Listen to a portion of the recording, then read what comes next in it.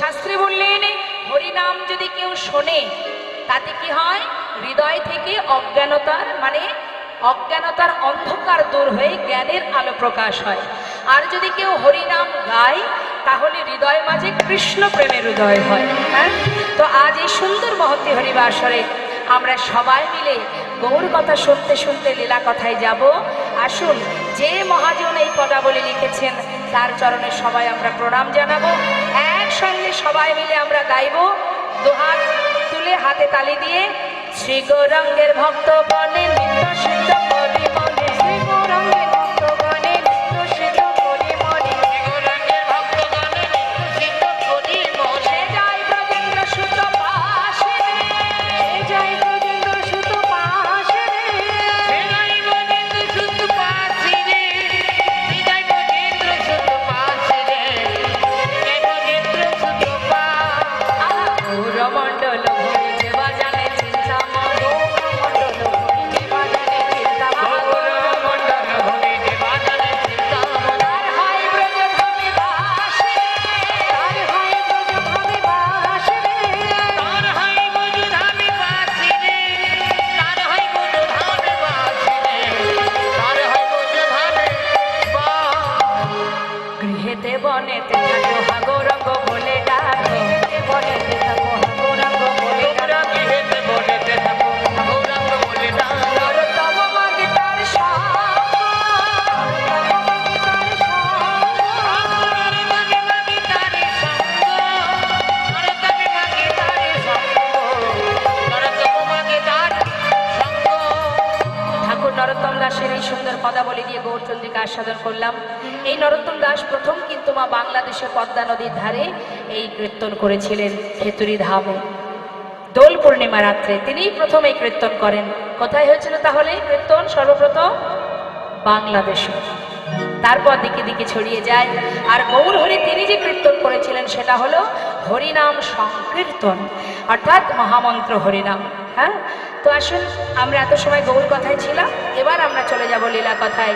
তো লীলা কথায় যাওয়ার আগে সবাই মিলে দুটি বাহু তুলে আমরা একটা ভজন শুনতে শুনতে লীলায় চলে যাব। কেমন? যা রাধেশ্যাম জনিত জয় গো। মায়েরা উলুধ্বনি জানেন? একটু শোনান। রাধে রাধে রাধে।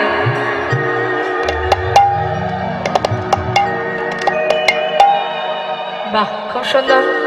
চলো চলো চলে যা। আচ্ছা, কে কে গেছেন বৃন্দাবনে? একটু দেখি হাত তুলে দেখা। যাওয়া হয়নি? বলুন তো বৃন্দাবনে সরকারকে। রাধে রাধে, খুব সুন্দর বললেন। চলো চলো চলে যা। কোথায়? বৃন্দাবনে চলো রে সবাই।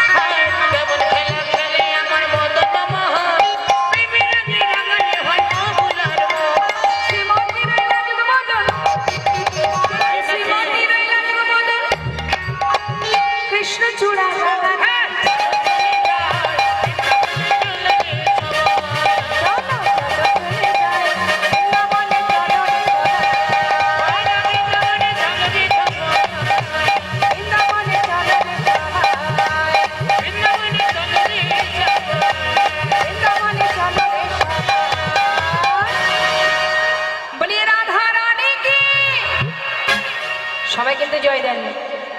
যারা হাত তুলে জয় না দেবেন বৃন্দাবনে কিন্তু যাওয়া হবে না। সবাই মিলে একসঙ্গে বলবেন, বলিয়ে রাধা রানী কি, বৃন্দাবন ধাম কি, বাঁকে বিহারী লাল কি। বাহ, মনের ভিতরে একটু জোর রাখতে হবে তো, ঠিকঠাক না ডাকলে আসবে না, তাই না মা? ডাকার মতো ডাকতে হবে, না ডাকলে আসবে? হরি বল। মধুময় শ্রীধাম বৃন্দাবনে ভগবান কৃষ্ণের সঙ্গে মিলন হয়েছিল যে ভক্তের কথা আমরা শ্রবণ করব। মুর্শিদাবাদ জেলার মস্ত বড় জমিদার, যার নাতি মস্ত বড় জমিদার গোবর্ধন দাস, আহা, যে বড় জমিদার, আহা, এই যে লালাকে ঠাকুর দাদা নাম রেখেছিল, যার নাম ছিল বাবা গঙ্গা গোবিন্দ সিংহ। এই গঙ্গা গোবিন্দ সিংহ, তার ছেলের নাম ছিল প্রাণকৃষ্ণ সিংহ। একটু মন দেবেন কথার মধ্যে মা। আমাদের ভক্তের কথা কেন শুনতে হয় জানেন? ভক্তের জীবনী শুনলে কিছুটা অভিজ্ঞতা হয়। কি হয়? যে কেমন করে ভক্ত ভগবানকে ভালোবেসেছিল, সেটা জানা মানেই কিন্তু আমরাও সেই পথ, যাতে সেই পথ আমরাও ধরতে পারি, সেই পথ অনুসরণ করতে পারি, সেই জন্য ভক্তের জীবনী শুনতে হয়। তা বলছি, গঙ্গা গোবিন্দ সিংহের ছেলের নাম প্রাণকৃষ্ণ সিংহ, আর প্রাণকৃষ্ণ সিংহের ছেলের নাম কৃষ্ণচন্দ্র সিংহ। এই যে কৃষ্ণচন্দ্র সিংহ মা, এই কৃষ্ণচন্দ্র সিংহের ঠাকুর দাদাকে, কে ঠাকুর দাদা? আমার সঙ্গে কথা বলতে হবে কিন্তু, না হলে কিন্তু জানবো আপনারা শুনছেন না। গঙ্গা গোবিন্দ সিংহ, তাই তো? ভালো করে জানুন, তিনটে জেনারেশন ভাবুন। প্রথম হচ্ছে গঙ্গা গোবিন্দ সিংহ, তার ছেলে প্রাণকৃষ্ণ সিংহ, তার ছেলে কৃষ্ণচন্দ্র সিংহ। তাহলে কৃষ্ণচন্দ্র সিংহের ঠাকুর দাদা হলো গঙ্গা গোবিন্দ সিংহ। এই ঠাকুর দাদা ভালোবেসে নাম দিয়েছিল লালা। তা এই লালা একটু একটু করে যখন তার 12 বছর বয়স, একটু শান্ত হন, শান্ত হয়ে বসুন। 12 বছরের ছেলে অনেকেরই ঘরে আছে। তার ছোট্ট ছেলেটি কাচারি বারান্দাতে বসে আছে, আর ওই জমিদার মহলে একজন কন্যাদায়গ্রস্ত পিতা, তিনি কিছু সাহায্যের জন্য এসেছেন। এখন ওই জমিদার মহলের একটা নিষেধাজ্ঞা আছে যে তিনি ওই মহল থেকে কাউকে কোনোদিন কিছু দান করবেন না, যখন তখন যাকে খুশি তাকে দান করতে পারবেন।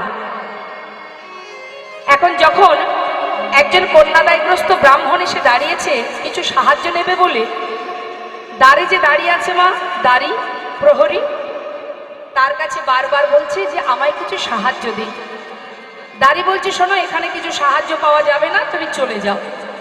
কিছু সে কোনো কথাই শুনছে না। অসহায় পিতা এসেছেন কিছু নেবার জন্য, কিন্তু কোনো কথাই শুনছে না। বারবার সেই দাঁড়ি তাকে ধাক্কা দিয়ে তাড়িয়ে দিচ্ছে। আর এই ঘটনাটা দেখছে তার সন্তান প্রাণকৃষ্ণ সিংহের পুত্র লালা। দূর থেকে দেখে বলছে, দাঁড়ি, তুমি এমন করে বারবার ওনাকে তাড়িয়ে দিচ্ছ কেন? কি চাইছেন উনি? বাবু, উনি এসেছেন কিছু সাহায্য নেবেন বলে, কিন্তু জমিদার বাবুর আদেশ কাউকে কিছু কখনো সাহায্য করা যাবে না, দান করা যাবে না। কিন্তু ওকে বারণ করা সত্ত্বেও কথা শুনছে না, সেই জন্য ওকে ধাক্কা দিয়ে তাড়িয়ে দিচ্ছি। ছোট্ট ছেলে 12 বছরের শিশু লালা বলে উঠলেন, শোনো প্রহরী, তুমি ভিতরে গিয়ে আমার পিতাকে গিয়ে বলো, সেই যেন আমার আদেশ, আমার পিতা যেন 1000 টাকা এই ব্রাহ্মণকে দান করে দেয়। একজন অসহায় বাবা, সে এসেছে কিছু সাহায্যের জন্য, আর তাকে যে এত বড় জমিদার, যার এত ধন ঐশ্বর্য, সে কিনা এইভাবে তাড়িয়ে দেবে? যাও, আমি আদেশ করছি 1000 টাকা যেন আমার পিতা এই ব্রাহ্মণকে দান করে। ভিতরে যেই না প্রহরী গেছে, সেই কথা শোনা মাত্রই বলে উঠলেন, এত বড় স্পর্ধা আমার পুত্রের, 12 বছরের শিশু, সে কিনা আমার উপরে আদেশ করে, জমিদারের উপরে আদেশ করে। পিতার বাক্য লঙ্ঘন করেছে সন্তান, তাই 1000 টাকা ওই ব্রাহ্মণকে দিয়ে এসো। যেহেতু আমার সন্তান বলেছে, সন্তান যেহেতু বলেছে, একটা সম্মানের ব্যাপার। 1000 টাকা ওই ব্রাহ্মণকে দিয়ে আমার পুত্রকে ভালো মতো বুঝিয়ে এসো, যতদিন নিজে রোজগার করতে না শিখবে ততদিন পিতৃ সম্পদ দান করবার সাহসটুকু যেন না দেখায়। এই কথা যেই না শুনেছে মা 12 বছরের ছেলে লালা, শোনা মাত্রই জীবনে মনে মনে স্থির করে নিলেন, যার এত ধন ঐশ্বর্য, যার এত সম্পদের মালিক, আজ তার মন এত ছোট, এত নিচু মনের মানসিকতা যার, তার সন্তান হয়েছি আমি। এক অসহায় পিতা কন্যাদায়গ্রস্ত ব্রাহ্মণ দ্বারে এসে দাঁড়িয়ে আছে, তাকে 1000 টাকা দিতে পারছে না, তার সন্তান আমি। সনদারি পিতাকে গিয়ে জানিয়ে এসো, আমি কথা দিলাম যতদিন আমি নিজে রোজগার না করব আমি পিতার একটা কোনা সম্পদ আমি কখনো কাউকে দেব না। যেমন পিতা তার তো তেমনই সন্তান হবে গো মা। কি করলেন? মনের জেদ, মনের প্রতিজ্ঞা যে এমন পিতার মুখ আমি আর দেখব না। সেই 12 বছরের সন্তান সব ফেলে দিয়ে চলে গেল বর্ধমান জেলায়। বর্ধমান জেলাতে এসে একটা ফেরেস্তাগারে 20 টাকা বেতনে কাজ করতে শুরু করে দিল। যেমন পিতা তার তেমন সন্তান। ছেলের অভিমান যে পিতার মন এত ছোট আমি তার মুখ দর্শন করব না। আর এদিকে বাবা, তার তো বয়স হচ্ছে, সন্তান চলে গেল, 20 টাকা বেতনে ফেরেস্তাদারে কাজ করতে শুরু করলো। আর এদিকে দেখতে দেখতে পিতা শয্যাশায়ী হলেন। কিন্তু এমনই ভাগ্য মা, সামান্য একটি ভুলের কারণে আজ চিরতরে সন্তানের বদন না দেখে প্রাণ হারাতে হবে। সমস্ত এলাকাবাসী প্রজাবর্গ সবাইকে পাঠিয়ে সন্তানকে ফিরিয়ে আনার চেষ্টা করলো, কিন্তু কোনো মতেই ছেলে ফিরল না। শয্যায় শুয়ে শুয়ে চোখের জলে বুক ভাসিয়ে কাঁদছে প্রাণ কৃষ্ণ সিংহ। হে দয়াময়, এতদিনে আমি বুঝেছি সামান্য একটি কথার জন্য চিরতরে সন্তানকে হারিয়েছি। এতদিনে যা কিছু আগলে আমি বসেছিলাম, এই বিষয় সম্পদ, ধন, ঐশ্বর্য সবই আমায় ছেড়ে চলে যাচ্ছে। কিন্তু মৃত্যুর আগে নিজের পুত্রের মুখটি দেখতে পেলাম না। আমি ছাড়া আমার সন্তানের আর কেউ নেই প্রভু। আজ আমার সন্তানকে আমি তোমার চরণে সঁপে দিলাম, তুমি ওকে রক্ষা করো প্রভু। কাছে রক্ষা করো হে তুমি, হে ভগবান। হে জগতে সবই কিছু তোমারই তো রক্ষা করো হে তুমি, হে ভগবান। এ জগতে সবই কিছু তোমারই তো তুমি আছো হরি বিশ্ব চরাচরে, তুমি আছো হরি এই বিশ্ব চরাচরে। শেষের দিনে হরি ডাকিব তোমারে, তুমি আছো হরি বিশ্ব চরাচরে। শেষের দিনে হরি ডাকিব তোমারে। রক্ষা করো হে ভগবান,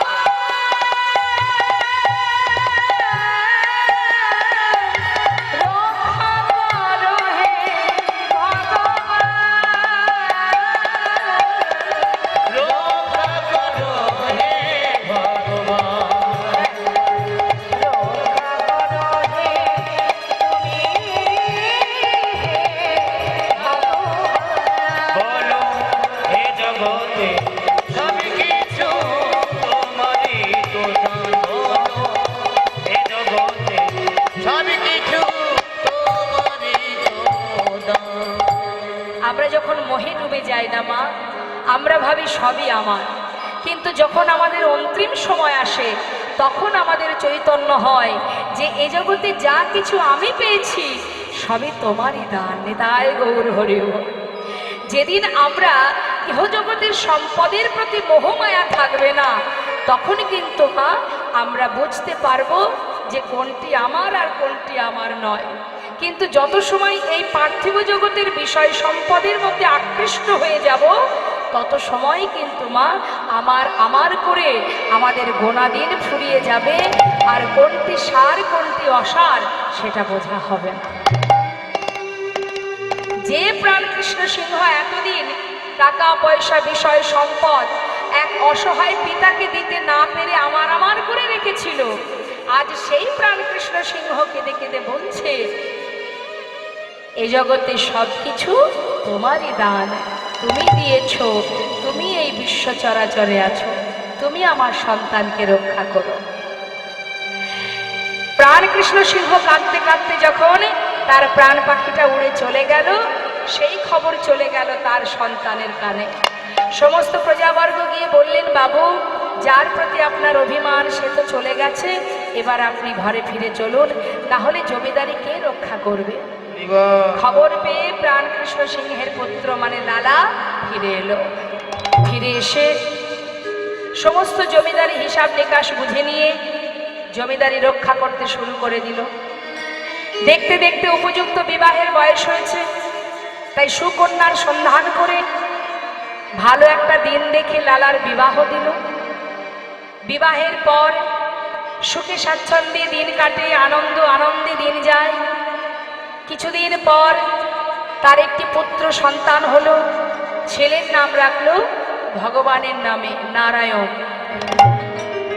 আবার লালার একটি পালিতা কন্যা আছে মা, যার নাম রেখেছে সুমতি। তাহলে সংসারে মাত্র 4 জন, জমিদারি রক্ষা করছে আর সুখে স্বাচ্ছন্দ্যে দিন কেটে যাচ্ছে। কিন্তু দেখুন এইভাবে দিন কাটতে কাটতে হঠাৎ তার ভিতরে একটু একটু করে ত্যাগের সৃষ্টি হয়। যত সময় তোমার ভিতরে ত্যাগের সৃষ্টি না হবে তত সময় কিন্তু তোমার চৈতন্য চেতনা আসবে না। তাই দেখুন ত্যাগ কিভাবে হচ্ছে, কোথা থেকে হচ্ছে। এই যে সুন্দর হরিবাসরে আপনারা বসে আছেন, ঘন্টার পর ঘন্টা কৃষ্ণ নাম শ্রবণ করছেন, বসে আছেন, নিশ্চয়ই আমাকে দেখার জন্য বসে নেই, বসেছেন কৃষ্ণ নাম শোনার জন্য। তা সেই যে নাম শুনছেন আপনারা, শুনতে শুনতে যদি কখনো কোনো কথা আপনার হৃদয় স্পর্শ করে, সেখান থেকেই আপনার ভক্তি সৃষ্টি হবে, সেখান থেকেই কৃষ্ণ প্রেম জাগরিত হয়। তাই কখন কার মাধ্যম দিয়ে কি হবে কিচ্ছু বলা যায় না মা। আজ দেখুন লালা এত সুখে আছে, জমিদারি রক্ষা করছে, ধন ঐশ্বর্যে পরিপূর্ণ, সংসারে সুখ মহা সুখে আছে। হঠাৎ এক ভিখারি দ্বারে এসেছে ভিক্ষা নেবে বলে। এখন লালা কি করেছে, নিজে সেই সদর দরজায় দাঁড়িয়ে ভিখারিকে বলছে, ভিখারি তুমি ভিক্ষা করো, কেন করো ভিক্ষা? তখন সেই ভিখারি বলছে, বাবু আমি ভিক্ষা করি কেন, শোনো। বাবু গো, বাবু গো,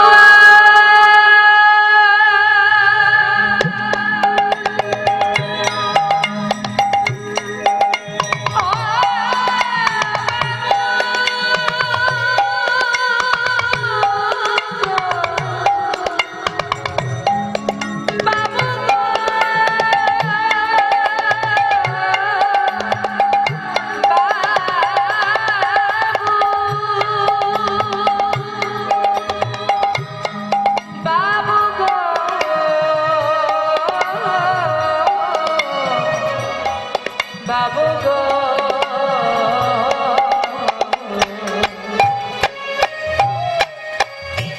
আমি হলাম দিন ভিখারি বলে ও গো বাবু, আমি হলাম দিন ভিখারি। বাবু আমি ভিক্ষা করি কেন জানো? আমার ঘরে আছে গিরিধারী,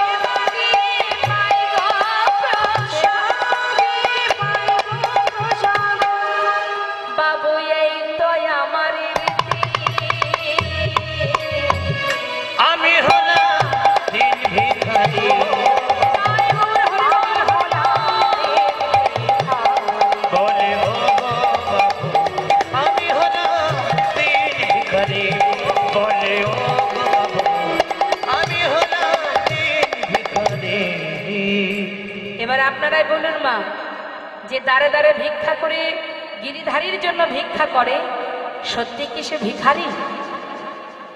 কি মনে হয়? দাঁড়ে দাঁড়ে যে ভিক্ষা করে গোবিন্দ সেবা দেওয়ার জন্য, সে কি ভিখারি মনে হয়? ভিখারি কে?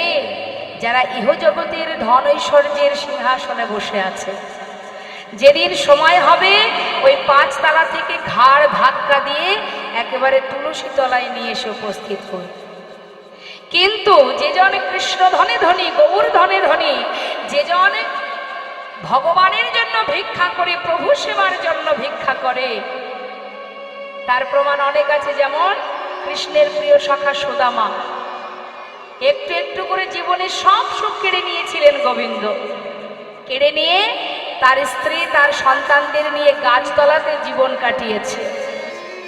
অবশেষে সেই সুদামা বসেছিল দ্বারকায় ভগবান কৃষ্ণের সেই সোনার রাজ সিংহাসনে। তাহলে যে গাছতলাতে জীবন কাটিয়েছে তার জায়গা হলো সোনার সিংহাসনে, আর আমরা যে স্বাদের 5 তালা বিল্ডিং তৈরি করে এসি ঘরের মধ্যে দিন কাটাচ্ছি, সময় যেদিন হবে সেদিন সেখান থেকে ধাক্কা দিয়ে নিচে নামিয়ে দেবে। অর্থাৎ জগতে সেই হচ্ছে ধনী যে জন কৃষ্ণ ধনে ধনী, যে জন প্রভুর নামের ধনে ধনী, সেই তো হচ্ছে মহাধনে ধনী। আর আমরা যে ধনের ধনী, আজ আছে কাল থাকবে না। আজ যেখানে আমি মালিকানা করছি, কিছুদিন পর দেখবেন আমার ওই আসনে আর একজন এসে বসেছে, সে হলো আমার সন্তান। তাই তো বাবা? আবার আজ যেখানে আমি মালিকানা করছি, তার আগে আর একজন ছিল, সে কে ছিল? আমার পিতা ছিল। পিতা নেই তাই আজ আমি বসেছি, আবার আমি যখন থাকবো না আমার ছেলে এসে বসবে। তাহলে এগুলো তো আমার নয়। যেখানকার জিনিস, ব্যাংকের টাকা ব্যাংকে থাকবে, বাড়ি গাড়ি যে যেখানে আছে সেখানেই পড়ে থাকবে, আমাকে শূন্য হাতে চলে যেতে হবে। এবার সেখানে গিয়ে বিচার হবে, বাছাই হবে। যারা মাছ ধরতে যায়, ধীবর যারা মাছ ধরতে যখন যায়, জাল ফেলা মাত্রই জালের মধ্যে যত মাছ ওঠে সব নিয়ে বাজারে বিক্রি করে দেয়, তাই না মা? কিন্তু যদি কখনো মনে মনে ভাবে যে আজ আমি একটা মাছ খাবো, তখন কি আর ওই যেটা পাবে সেটা নিয়ে ঘরে যাবে? তখন কিন্তু বাঁচবে, বেছে বেছে নেবে, এটা না ওটা, এটা না ওটা, না এটা নেব না। যেটা নিতে মন চাইবে না আবার সেটা জলে ফেলে দেবে। এইভাবে বাছাবাছি করে বেছে যেটা তার পছন্দ হবে সেটা নিয়ে ঘরে যাবে। হরি হরি।